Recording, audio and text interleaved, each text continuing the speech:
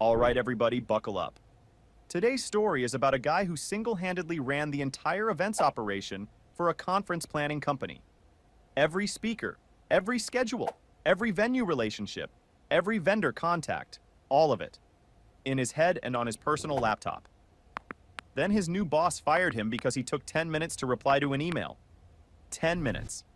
And on his way out the door, the boss said, "Take everything that's yours." So he did. And the company found out real fast that everything that was his was basically everything. Speakers stopped returning calls. Venues didn't recognize the new contact. 3 conferences got canceled. This is a masterpiece. Let's go. My boss fired me because I took 10 minutes to reply to an email. She said, "Take everything that's yours." So I took my laptop, my contacts, my notes, and 8 years of institutional knowledge. 3 conferences got canceled. I debated posting this for a while because some people might think I'm being petty. But honestly, I think what happened to me is a cautionary tale about what happens when a company treats one person like they're replaceable and then discovers they absolutely are not. My name's Bryce. I'm 34. For 8 years, I worked as the events operations manager for a mid-sized conference planning company. I won't name them, but they planned and executed between 15 and 20 professional conferences a year. Industry stuff, corporate retreats, annual summits, that kind of thing. Think 200 to 2,000 attendees per event, multi-day, multiple venues, dozens of speakers, and a production schedule that would make a Broadway stage manager sweat. My job was to be the connective tissue between every moving part. I managed the speaker pipeline, finding them, booking them, negotiating fees, coordinating travel, handling their egos, and trust me, speakers have egos. I managed venue relationships, which hotels, which convention centers, which caterers, which AV companies.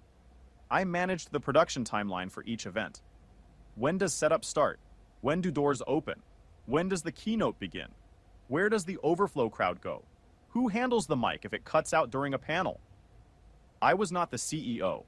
I was not the creative director. I was not the face of the company. I was the engine room, the thing that made the whole ship move. And for 8 years, that engine ran clean. Let me give you an idea of the scale we're talking about. At any given time, I was managing the moving parts for 4 to 5 upcoming conferences simultaneously.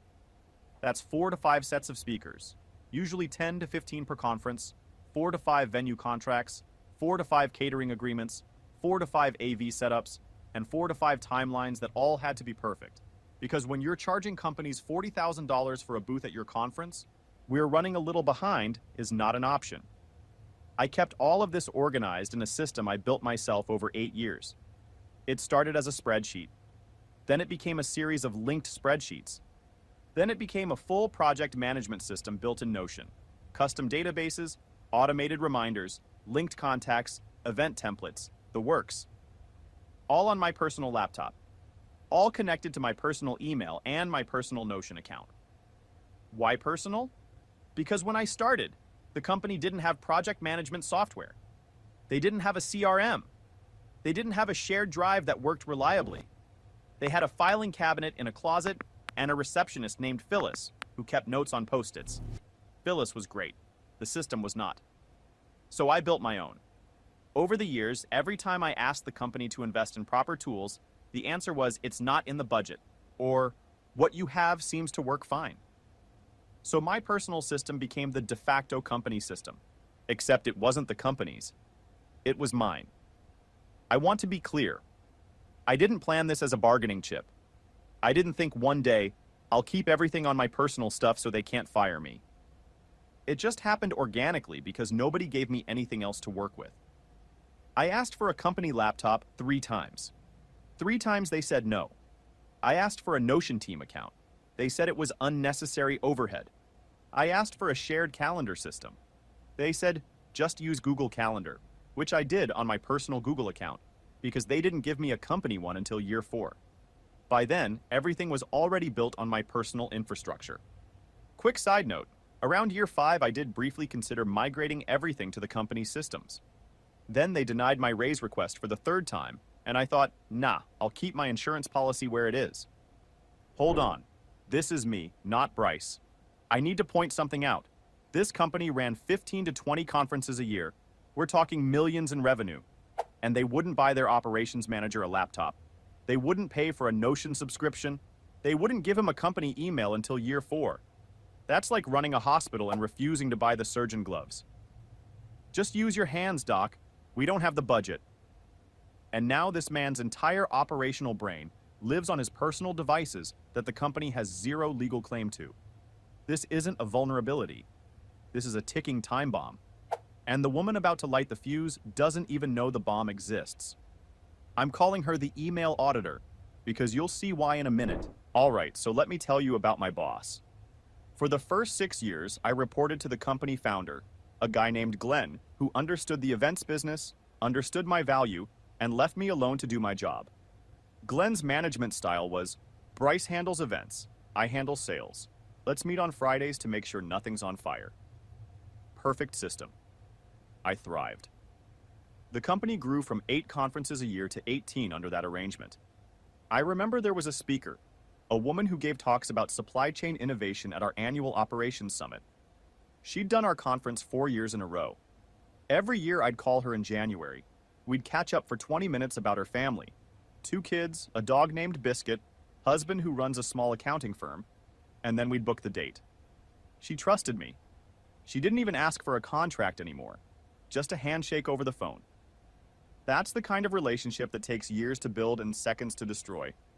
I had maybe 50 of those relationships. 50 people who would pick up the phone when I called because they knew it was me. Not the company. Me. Glenn knew this. Glenn was smart about it. He once told me at a company dinner, Random Tuesday, the Italian place on 5th, Bryce, the company is the brand, but you're the reputation.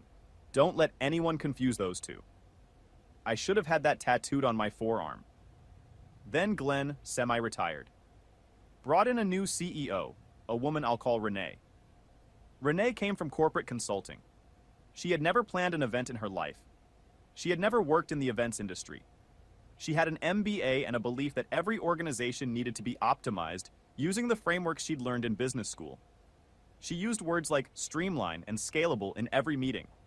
She had a whiteboard in her office covered in arrows and boxes that I think was supposed to be an org chart but looked more like a conspiracy theory about how the post office works. She also had a sign on her desk that said, data-driven in gold letters. I never saw her look at data, not once. Within her first month, she implemented daily stand-ups for a team of 11 people, required weekly written status reports that nobody read, and introduced a response time policy. All internal emails had to be responded to within 5 minutes during business hours. 5 minutes. For a guy who was simultaneously negotiating a speaker fee on the phone, texting a venue contact about a room change, and reviewing a catering contract with the finance team. 5 minutes. Renee announced this policy in an all-hands meeting, and when I raised my hand and said, 5 minutes seems tight for the events team given the nature of our work, she said, if you can't manage your email responsiveness, that tells me something about your time management. I should have known right then. The other people in the room looked at me like I'd just spoken out of turn at church. Nobody else pushed back. Phyllis, who was sitting in the back, caught my eye and made a face that basically said, this woman is going to be a problem. Phyllis had good instincts about people. She also had good instincts about weather and which restaurants to avoid. I miss Phyllis. The 5-minute email policy became a running joke among the team, but only behind Renee's back. We started calling it the timer. Someone would send an email and say in Slack, timer started. It was funny for about 2 weeks, and then it became genuinely stressful. I found myself checking email compulsively, during calls, during meetings, during bathroom breaks. My phone was always in my hand. Katie noticed. She said one night, you're looking at your email more than you look at me. She was joking, but also not. Over the next several months, Renee and I clashed. Not dramatically, more like a slow-building friction. She wanted visibility into everything I did. She wanted to be CC'd on every speaker email. She wanted to approve venue contracts that I'd been signing independently for 6 years. She wanted me to document every process in a company-accessible format, which, fair enough, is a reasonable ask. But when I asked for the tools to do it, a company laptop, a shared project management system, a budget for migration, she said, use what we have. What we had was a filing cabinet and Phyllis's Post-its.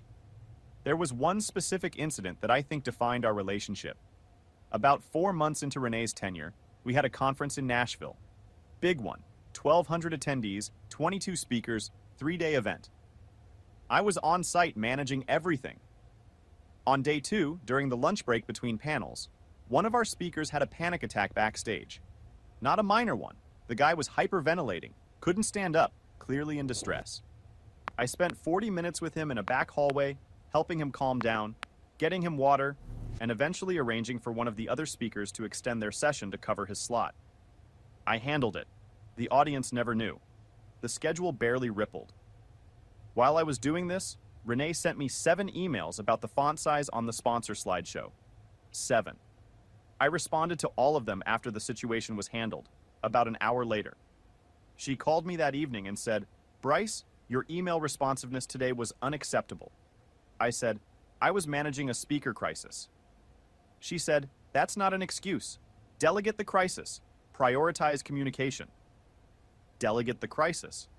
To whom? The catering manager? The AV intern? I was the only operations person on site. There was nobody to delegate to. But Renee didn't understand that because Renee had never run an event. She'd read about running events in a case study once. That's not the same thing. After Nashville, I started keeping a file. Not for revenge, for protection. Every email, every unreasonable request, every denied resource request, every response time I was criticized for while doing actual work. Dated and organized, just in case. My buddy Pete, the lawyer, had told me years ago, "Always keep receipts. You never know when the receipts become the story." The actual breaking point came on a Wednesday. I was on a call with a keynote speaker for our biggest annual conference, a guy who charges 25 grand per appearance and was doing us a favor at 15 because I'd booked him 3 years running and we had a relationship. Mid-call, Renee sent me an email asking for an updated attendee count for a different conference. I saw the notification. I was on the phone. I finished the call. It took about 10 minutes, and then replied to her email with the numbers she asked for. 12 minutes. That's how long it took me to reply. 2 hours later, I was called into Renee's office. HR was there. A woman named Gail who looked like she'd rather be anywhere else. Renee told me that my pattern of unresponsiveness was not aligned with the company's communication standards, and that she was terminating my employment effective immediately. She cited 3 instances of delayed email responses, the 12-minute one that day, an 8-minute one from the previous week, I was in the restroom, and a 15-minute one from a month ago. I was at lunch, eating a sandwich, like a person. I sat there and processed it. 8 years, 15 to 20 conferences a year, hundreds of speakers, thousands of operational decisions, 12 minutes. Pause. For the listeners, this is me. Let me get this straight. Bryce was on the phone with a $25,000 keynote speaker negotiating a discounted rate for the company. And Renee fired him because he didn't answer her email fast enough while he was actively making the company money. That's like firing a firefighter for not answering a text while he's putting out a fire. The email auditor just terminated the only person who knows how to run her company's core business because of a 12-minute email gap. This woman has a PhD in self-destruction, and she doesn't even know it. The countdown has started. 3, 2, so here's where it gets good. Gail from HR started going through the exit paperwork. Standard stuff, return your badge, sign here, here's your final paycheck info, blah, blah, blah. And then Renee leaned forward and said, "And I will remember this forever. Take everything that's yours." She meant my coffee mug, my jacket, my phone charger. She was being dismissive, a little power move. Take your stuff and get out. But here's the thing. Everything was mine. My laptop, personal. My Notion system with 8 years of event data, personal account. My Google Calendar with every conference timeline for the next 18 months, personal account. My contacts list with over 300 speaker relationships, venue managers, caterers, AV techs, and vendor reps, personal phone, personal email. My project templates, my production checklists, my emergency protocols, my backup vendor lists, all on my Notion, all on my laptop, all tied to my personal accounts. I looked at Renee. I looked at Gail. The room was quiet. Renee had this expression like she'd just won something.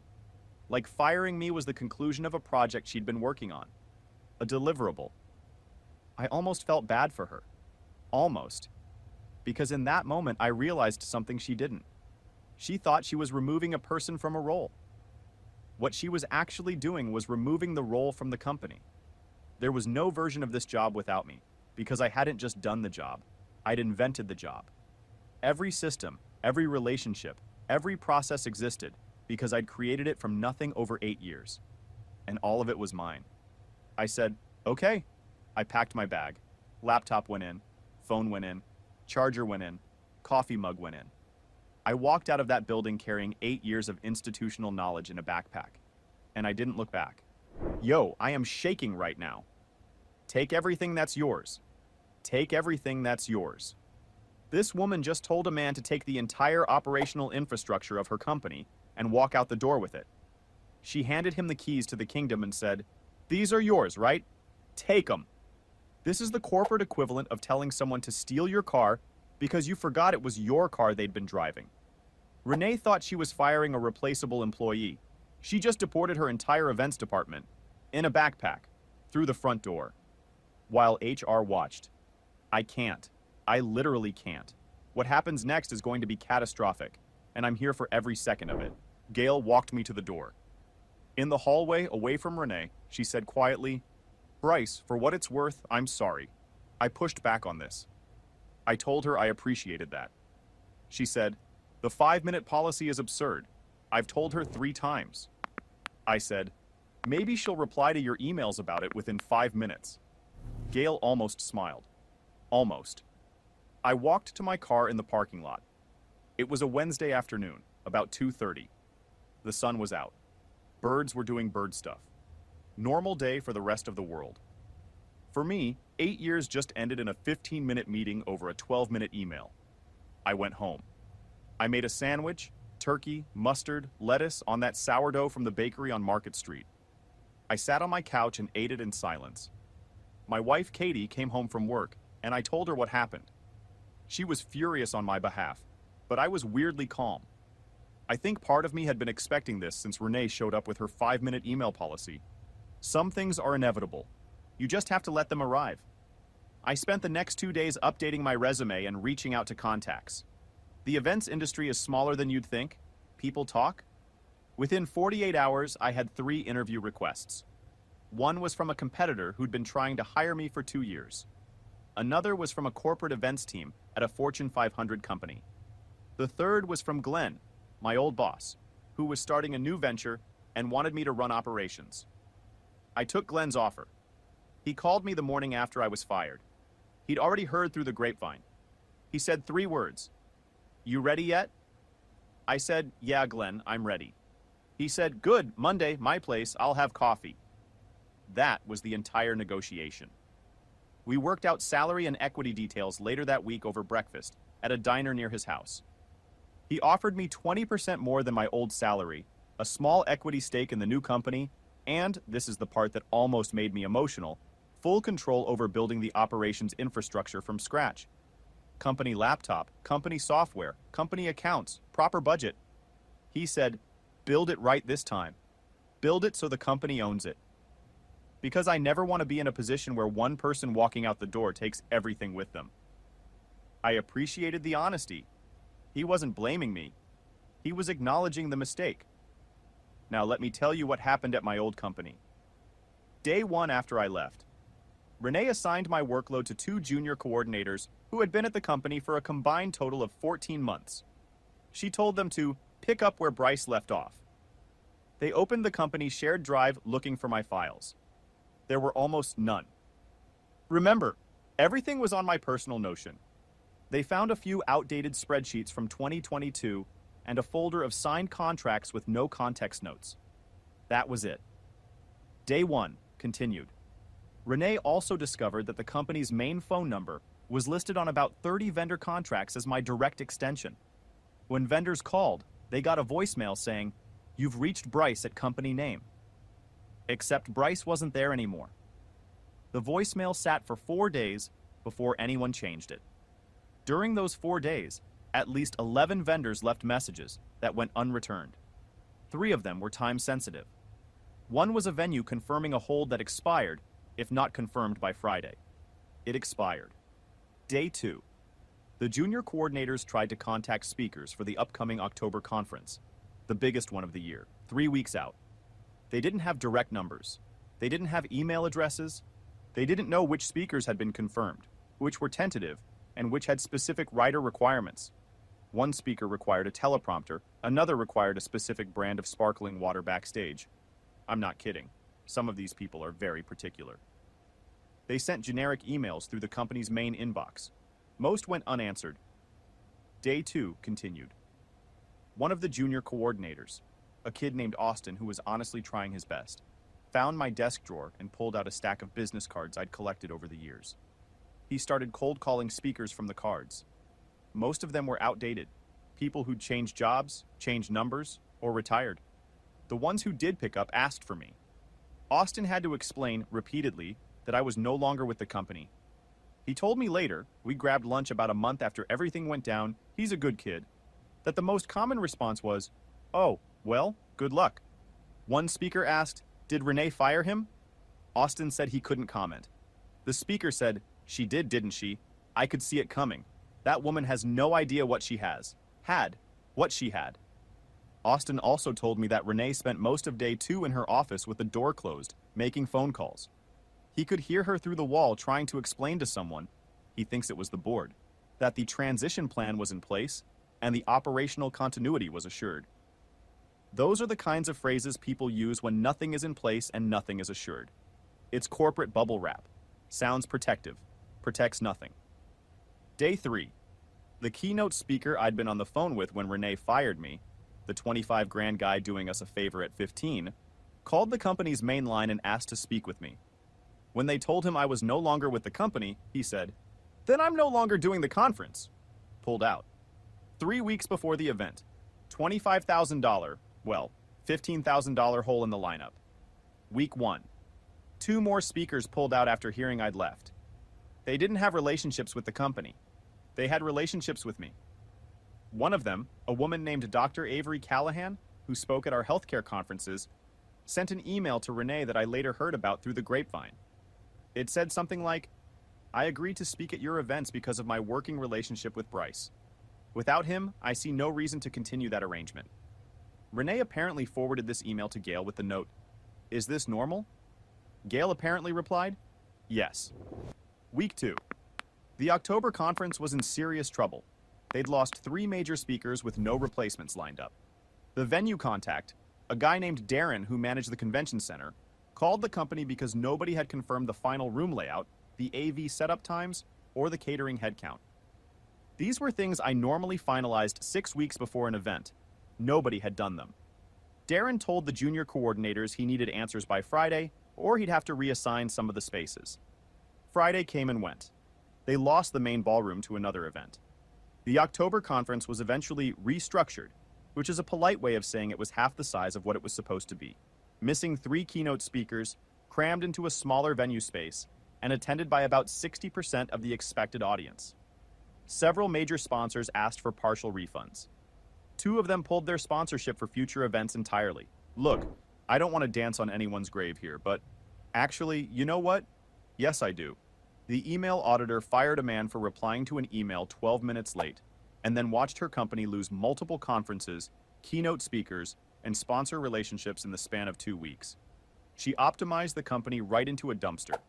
This is like a restaurant firing the head chef because he took too long to answer a Yelp review, and then being shocked when nobody can cook the food.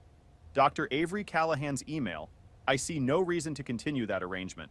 That's corporate for 'you played yourself.'" And Gail's response, "Is this normal?" "Yes. That's HR for 'I tried to warn you.'"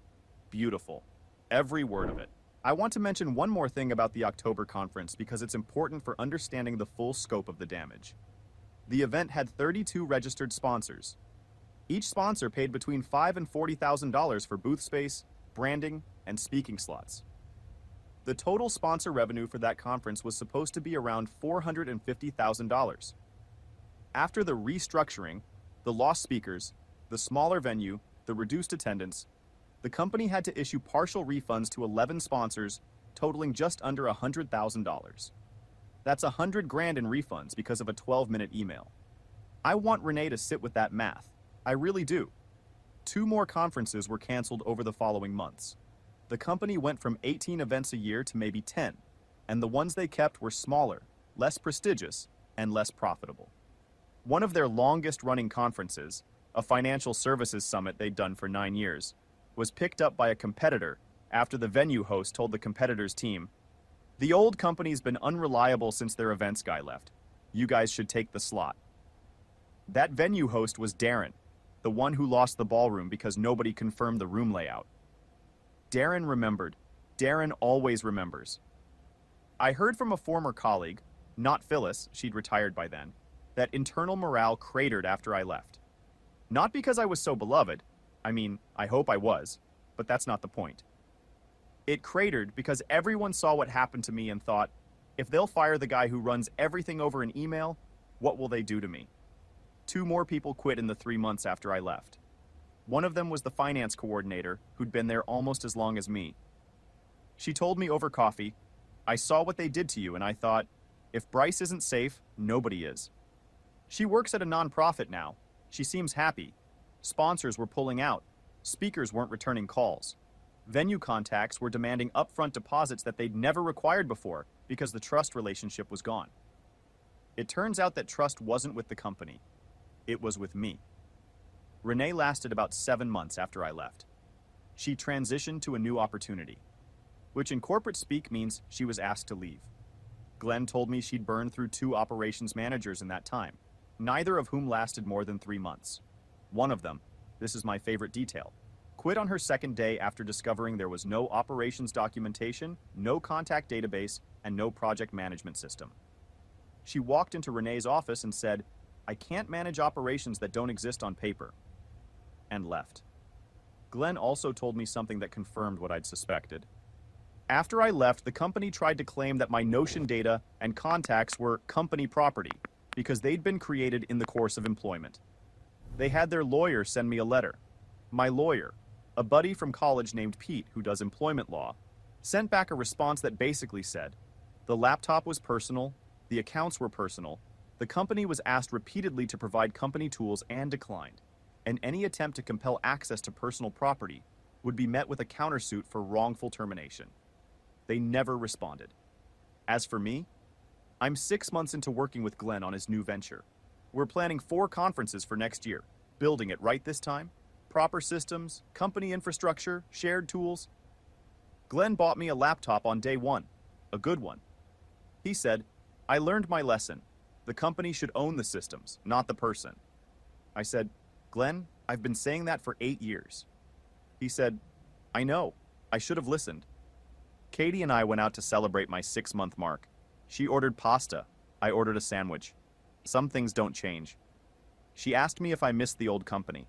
I thought about it for a second and said, "I miss Phyllis." And I do. Phyllis retired last year. She sent me a card that said, "Bryce, you were the only one who knew where anything was, including me." She included a post-it note.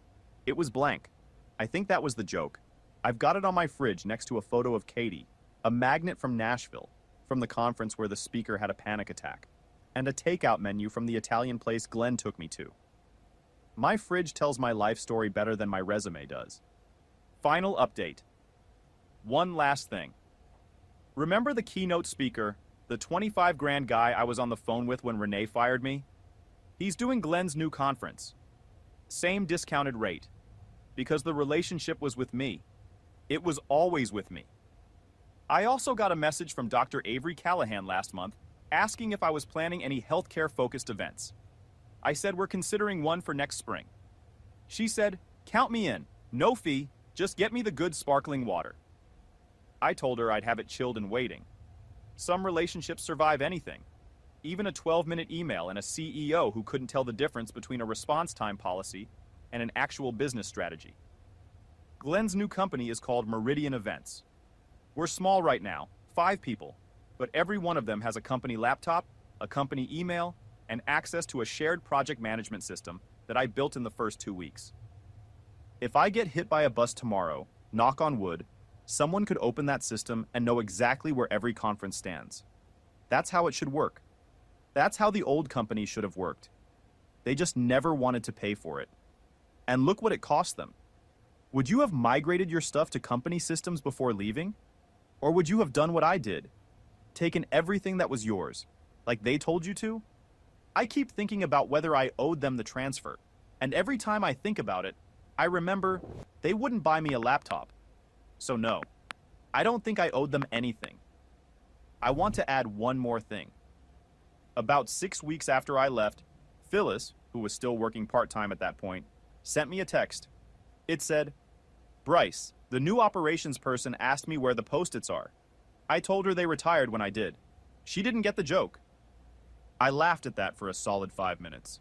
Phyllis was the only other person in that building who understood that the company ran on relationships and systems that existed outside of any official framework.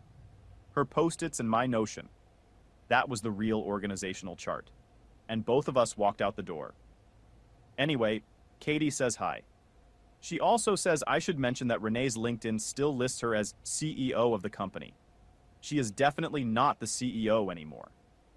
The internet is a funny place. Katie also wants me to mention that we adopted a cat last month. His name is 12 Minutes. I thought that was a ridiculous name. Katie said it was perfect. She's right. She usually is. Here's the takeaway. If your company refuses to invest in proper tools and systems, they don't get to be surprised when the person who built their own walks out with them. Renee fired the engine and expected the ship to keep sailing. It didn't. It sank in slow motion while she stood on deck checking her email response times. If you're someone like Bryce, the person who holds it all together and nobody notices, know your worth. And maybe keep your Notion account personal, just in case. Drop a comment. Have you ever been the only person who knew how to do something and watched it all fall apart after you left? Subscribe, and I'll see you in the next one.